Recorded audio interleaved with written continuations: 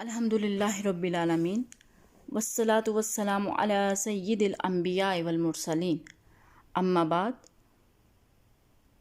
فاعوذ باللہ من الشیطان الرجیم بسم اللہ الرحمن الرحیم۔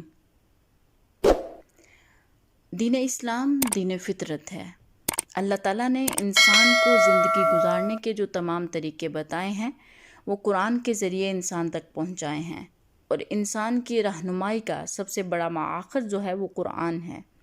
اسی وجہ سے قرآن حکمت کی کتاب ہے، قرآن ہدایت کی کتاب ہے، قرآن نصیحت کی کتاب ہے، اور قرآن ہی وہ کتاب ہے جو انسان کو غور و فکر کرنے کا حکم دیتی ہے۔ اللہ تعالیٰ نے انسان کو بتایا کہ اس نے اس دنیا میں زندگی کیسے گزارنی ہے۔ اگر اس نے اللہ کے ہاں اپنا ایک مقام حاصل کرنا ہے، اللہ کا قرب حاصل کرنا ہے، تو اسے کن معاملات کے اوپر، کن تعلیمات کے اوپر اللہ کے حکم کا پابند رہنا ہوگا۔ ارشاد باری تعالیٰ ہے، یا ایھا الذین آمنوا لا تدخلوا بیوتا غیر بیوتکم حتی تستأنسوا وتسلموا علی اہلہا ذالکم خیر لکم لعلکم تذکرون۔ سورۃ النور میں اللہ تعالیٰ نے انسان کو بتلایا ہے کہ اسے جب کسی کے گھر داخل ہونا ہے تو اجازت لے کے داخل ہونا ہے۔ ترجمہ، اے ایمان والو، تم اپنے گھروں کے سوا دوسرے گھروں میں داخل مت ہو جب تک کہ تم ان سے اجازت حاصل نہ کر لو، یہی تمہارے حق میں بہتر ہے، اس امید پر تاکہ تم نصیحت حاصل کرو، تاکہ تم یاد رکھے جاؤ۔ ہمیں معلوم ہوا کہ اللہ تعالیٰ نے قرآن میں ہمیں حکم دیا ہے کہ جب ہم کسی کے گھر جائیں تو اجازت لینا ہمارے اوپر فرض ہے۔ بغیر اجازت کے ہمیں اپنے گھر کے سوا کسی دوسرے کے گھر میں داخل نہیں ہونا۔ یہ تو اللہ نے حکم دے دیا ہمیں قرآن میں۔ اب ہم دیکھیں گے کہ نبی کریم صلی اللہ علیہ وآلہ وسلم کی ذات مبارکہ میں اس عمل کی کتنی اہمیت ہے، اور کس طرح سے اس عمل کی پیروی کرتے ہوئے ہمیں نبی کریم صلی اللہ علیہ وآلہ وسلم نظر آتے ہیں۔ حدیث مبارکہ ہے، حضرت ربیعہ بن حراش رضی اللہ تعالیٰ عنہ سے روایت ہے کہ ایک شخص آیا اور اس نے رسول اللہ صلی اللہ علیہ وآلہ وسلم سے اندر آنے کے لیے اجازت مانگی اور کہا کہ کیا اندر آ جاؤں؟ تو رسول اللہ صلی اللہ علیہ وآلہ وسلم نے اپنے خادم سے فرمایا کہ اس کے پاس جائیں اور اس کو اجازت مانگنا سکھائیں، اور ان سے کہیں کہ وہ اس طرح سے کہیں کہ السلام علیکم، کیا میں اندر آ جاؤں؟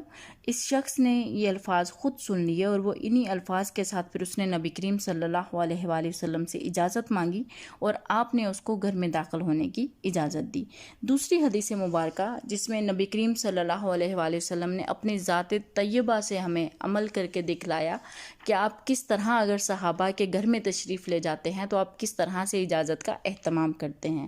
حضرت قیس بن سعد سے روایت ہے کہ رسول اللہ صلی اللہ علیہ وآلہ وسلم ہمارے گھر میں تشریف لائے تو طلب اذن کے لیے فرمایا السلام علیکم ورحمۃ اللہ۔ والد صاحب بھی پاس موجود تھے، انہوں نے بھی سلام کا جواب دیا اور آپ کو اجازت نہیں دی کہ آپ اندر آئیں۔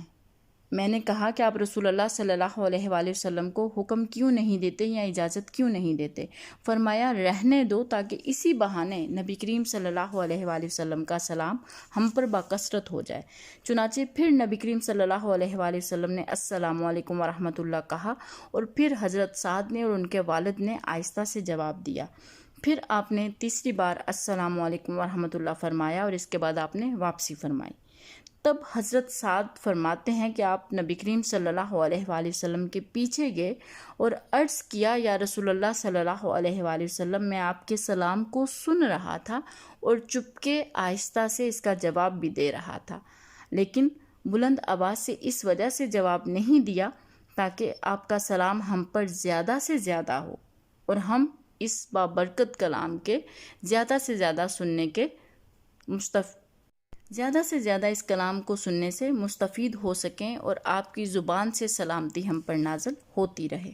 اس حدیث مبارکہ میں ہمیں معلوم ہوا کہ جب ہم کسی کے گھر جائیں تو ہمیں 3 بار اجازت طلب کرنی چاہیے۔ اگر اجازت نہ ملے تو ہمیں واپس پلٹ جانا۔ اور ہمیں معلوم ہوا کہ نبی کریم صلی اللہ علیہ وآلہ وسلم نے ہمیں بتلایا کہ کسی کے دروازے پر کھڑے ہو کے آواز بلند سلام کرنا اور پھر اس سے اندر آنے کی اجازت مانگنا ہمارے نبی کریم صلی اللہ علیہ وآلہ وسلم کی سنت بھی ہے، اور یہ اللہ کا حکم بھی ہے۔ اجازت مانگنے کے لیے ہمیں طریقہ کیا اختیار کرنا چاہیے، ہمیں دروازے میں کس طرح سے کھڑے ہونا چاہیے۔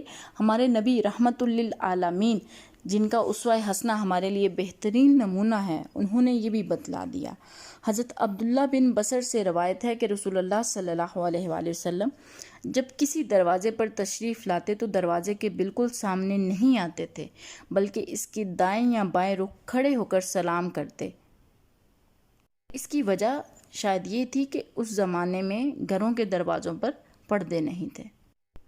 اسی طرح سے نبی کریم صلی اللہ علیہ وآلہ وسلم نے صحابہ کرام کی تربیت کرتے ہوئے بھی ہمیں بتلا دیا کہ ہمیں کسی کے گھر میں اجازت لینے کے لیے کیسے کھڑا ہونا چاہیے۔ حضرت حذیل بن شرجیل سے روایت ہے کہ ایک شخص آیا اور رسول اللہ صلی اللہ علیہ وآلہ وسلم کے دروازہ پر طلب اذن کے لیے ٹھہرا، بس وہ دروازے کے بالکل سامنے کھڑا ہو گیا تو آپ نے اس سے فرمایا کہ دائیں یا بائیں طرف کھڑے ہو کر اجازت مانگنی چاہیے، کیونکہ نظر کی وجہ سے ہی اجازت ہے۔ اگر انسان کی نظر گھر میں داخل ہو جائے تو پھر وہ اجازت فائدہ مند یا مفید ثابت نہیں۔ نبی کریم صلی اللہ علیہ وآلہ وسلم نے ایسے گھر جہاں خواتین موجود ہوں، بے شک وہ اپنے ہی گھر کیوں نہ ہوں، ہمیں بتلایا کہ اگر ہم نے ان گھروں میں جانا ہے یا اپنے اہل خانہ میں ہی کسی اپنی بہن کے کمرے میں، اپنی ماں کے کمرے میں جانا ہے تو وہاں بھی ہمیں اجازت لے کے جانی چاہیے، جس کی ہدایت ہمیں اس واقعہ سے ملتی ہے۔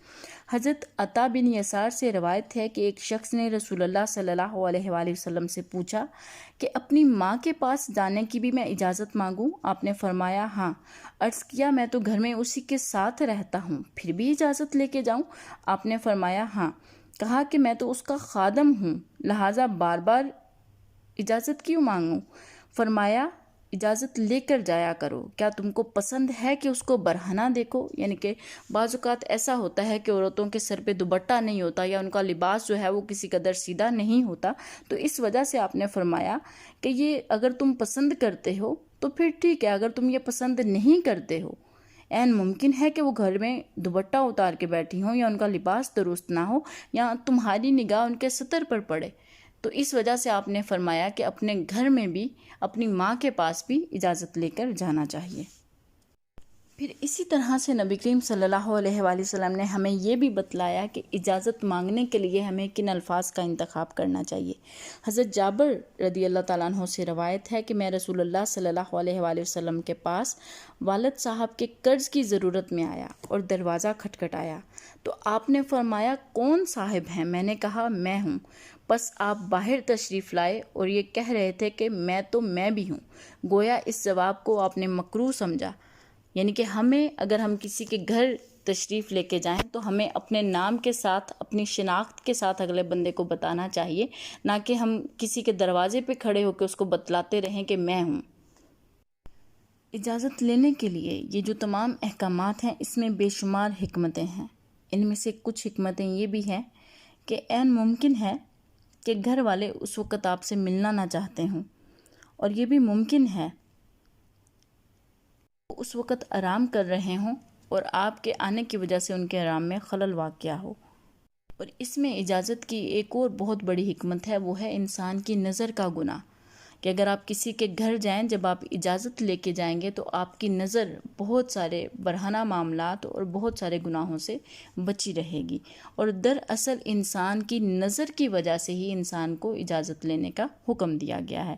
یہ دین اسلام کی خوبصورتی ہے کہ وہ بہت سارے جو مسائل ہم عوام کی نظر میں خاصی اہمیت نہیں رکھتے، اللہ تعالیٰ نے قرآن میں ان کو بتلا کے خاص کر دیا اور ہمیں بتلا دیا کہ ہم وہ امت ہیں جس کو سکھلایا گیا ہے کہ اگر تم نے کسی کے گھر بھی جانا ہے تو اس کے کیا آداب ہونے چاہیے، اور ان آداب کو ملحوظ خاطر رکھتے ہوئے تم نے کسی سے ملاقات کرنی ہے، تاکہ تمہارے ملنے سے کوئی دوسرا مسلمان بھائی جو ہے وہ اس کا جو آرام ہے اس میں خلل پیدا نہ ہو، اس کی پریشانی میں اضافہ نہ ہو۔ پھر اسی طرح سے ملاقات جو ہے وہ دو لوگوں کے ملنے کا نام ہے، تو اگر آپ کسی سے ملنا چاہتے ہیں، کیا دوسرا انسان بھی آپ سے ملنے کے لیے رضامند ہے یا نہیں؟ نبی کریم صلی اللہ علیہ وآلہ وسلم نے اپنے عمل کے ذریعے ہمیں بتلایا کہ جب ہم کسی کے گھر جائیں تو ہمیں اجازت لے کے جانا چاہیے، اور یہ سنت رسول بھی ہے اور اللہ کا حکم بھی ہے۔